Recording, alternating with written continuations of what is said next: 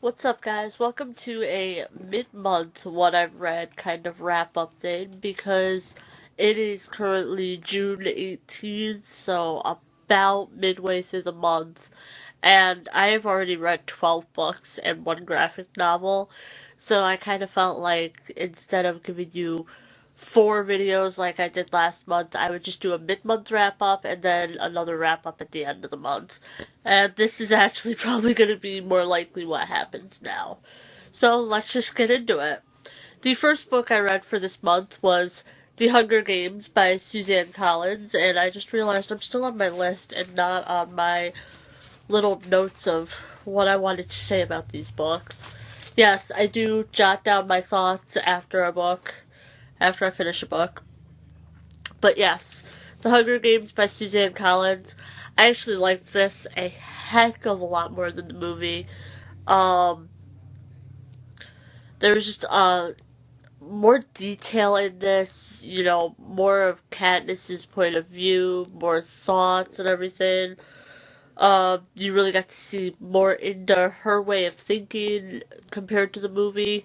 So I really like this. I really don't know why I haven't read this before now.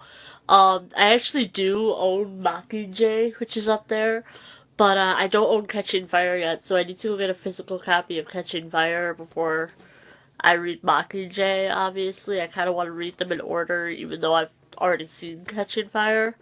But I gave this a 4 out of 5 stars on Goodreads. So yeah, you're probably going to hear flippy flops, and I need to get my next book. The book after that I read was Dead Sea by Brian Keene. This was actually really good. I was kind of iffy because I didn't know much about it when I picked it up. But it is action packed straight from the beginning. I like books that are really action packed all the way through. If there's gonna be action, it kind of needs to be all the way through for me. Um, it did end a little fast, but yeah, the ending was a little fast for me once you get like really into a book and then it's just like, oh, it's over. So I did give this a 4 out of 5 stars on Goodreads though. After that, I read, these are so not in order, I just grabbed as I could off my shelves. After that, I read Jerrig by Stephen Brust. This was okay. It was good, but for the most part, it was really bland and slow. I actually had to put it down multiple times. I actually started reading this before I started reading Dead Sea, but I had to put it down so often and read another book while reading this because it was just so bland and just so boring. The ending though did make it a little worth it, and it did make me want to read the second one, which I did, and I'm glad I did.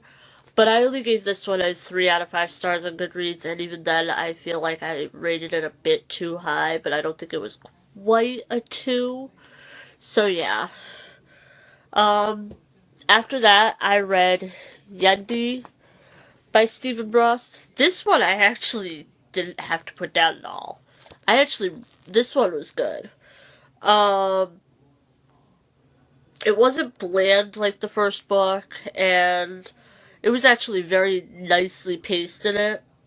But this one was a tad bit fast for me, which I understand, this one was actually shorter than Jerrig. Um, but yeah, it was definitely better than Jerrig. And I don't usually say that with sequels. Usually sequels are not as good as the first book. I think probably only the Nightshade series really is.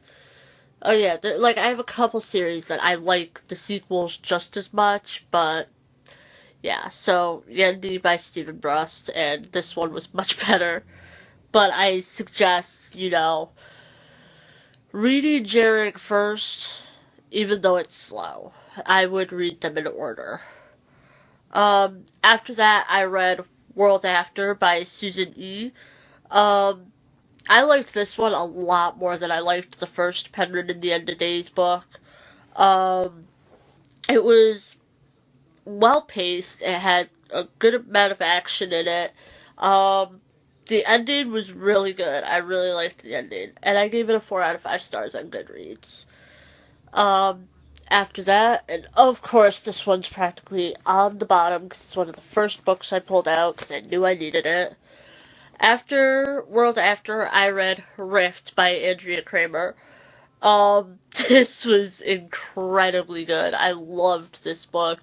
I loved the whole series that Andrea Kramer has done with the Nightshade series, and this was the first book in the prequel to Nightshade. There were 2 prequel books that led up to it, and this is the first one.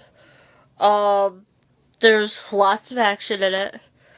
The bad guy from the trilogy, Boss Mar, from the Nightshade trilogy of Nightshade, Wolfsbane, and Bloodrose, does make an appearance in this. You kind of learn how the whole thing got started, and you can see me right here, because it's reflected off of it. Um, you see the start to the Weavers and the Keepers, who are 2 of the kind of big groups in the Nightshade trilogy. You also get to see the start of the Resistance, which is the Searchers, and I can confirm that it was the Searchers. You don't know for sure in this book. You do find out in Rise, which is the second prequel, which I've already read. But yeah, I loved this prequel. It was just so cool to see into it. So I gave this a 4 out of 5 stars on Goodreads as well. Flip the page. I still have 6 books to go through. After that, I read Night Pleasures by Sherilyn Kenyon. This has been and always will be one of my favorite Dark Hunter books off of Sherilyn Kenyon's series. I absolutely love the action and the romance in this. I am actually not a huge adult romance fan, but the Sherilyn Kenyon series, I just absolutely love them. Um, it was definitely a good start to the series. This is the first book in the Dark Hunter series, but these books you kind of don't have to read in order. I don't feel like some people say you should, but I feel like you can understand what's going on even if you don't, because all of them have a different story. But I gave this a 4 out of 5 stars on Goodreads. After that, oh yeah, furthest one to the bottom. Furthest one. And I'm sorry that shook. I actually used the same table for everything. I read Doctor Who, the 10th Doctor, Volume 1, Revolutions of Terror. And this was written by Nick Abadzis. And I really liked it. It was interesting. It was quite different compared to the show, but 10th Doctor will always be my doctor, so I had to get this. I actually had a hard time finding this, but I'm really looking forward to if they make a volume 2 of the 10th Doctor. But I gave this a 5 out of 5 stars on Goodreads, so yeah.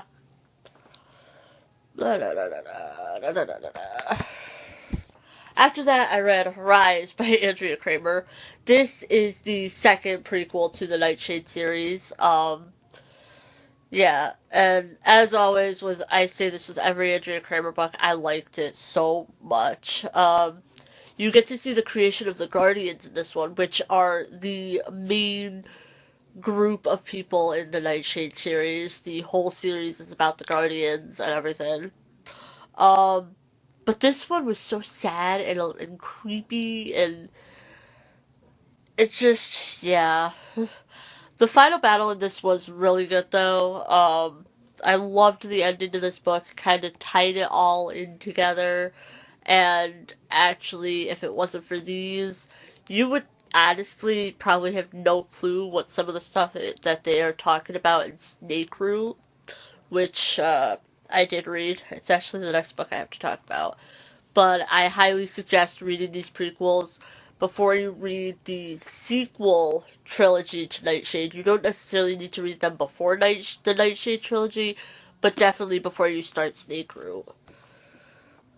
And after that, like I just said, I read Snake Root by Andrea Kramer, which is the first book in the sequel trilogy to the Nightshade series, which I love. I'm so glad she made this. This was really good. It didn't have a lot of fighting in it, which I was a bit surprised about, but it really didn't need it. It totally didn't.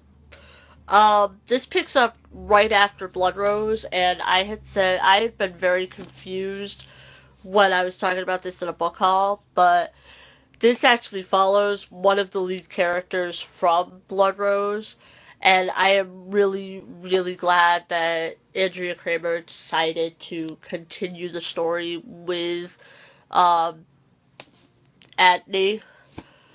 I was about to say Adri because I have another book that I'm reading that had a character named that, but no, Adney is this one.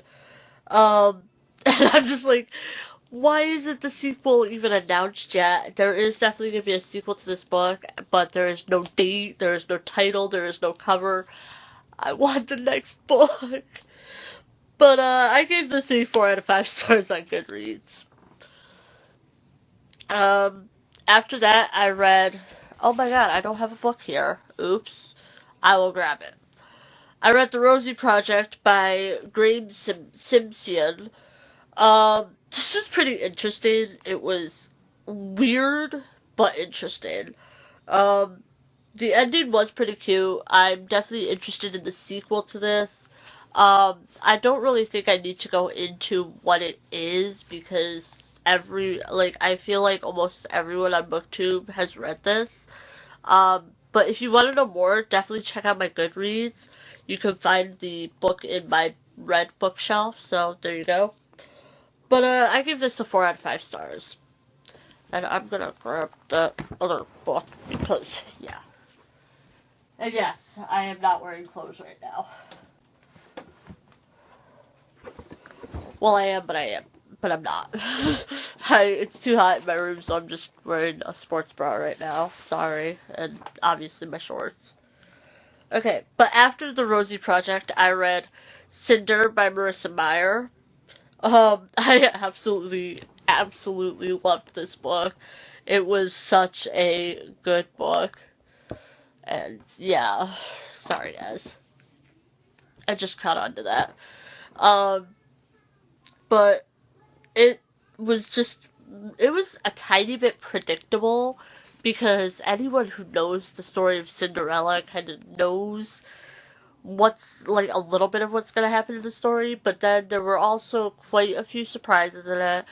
It was also kind of predictable to know who Cinder was in the end, if that makes sense. You'd have to read the story to know what I'm talking about. But the plot was really good and the characters were awesome, and I actually begged my mom to go to Barnes & Noble to buy Scarlet and Cress after I read this, but hopefully Saturday I'll be doing that, because I really want to read the next 2 books of this so badly. I'm in love. And I actually gave this a 5 out of 5 stars. So you know it's good when I give it a 5 out of 5 stars. After that, I read The Fault in Our Stars by John Green. I actually just finished this today. But I loved this book so much. I actually texted my mom and I was like, can you pick up the movie? But no, we're gonna have to rent the movie another day. But this story was just amazing. I loved this story. I loved the idea of it. This book made me cry. I have to say, it definitely made me cry. You get so in love with these characters, and if you don't know, both of them are cancer patients. So, in it, you know one of them is going to die. I'm not gonna say who. I'm not gonna say which character, but I cried my eyes out when I was reading the scene in it. But this just cemented my love of John Green books. I was already in love after I read Paper Towns, and now I'm even more in love. And I actually am having the problem right now of whether I want to finish, The Lost Hero by Rick Riordan or read Looking for Alaska by John Green. But I also gave this a 5 out of 5 stars on Goodreads. I felt that it deserved it. But that is actually all of the books I've read in the month of June so far. But I will see you guys all in my next video. If you liked this video, be sure to give it a huge thumbs up. And as always, you can find all of my links down below if you hit the see more button. Bye, everyone!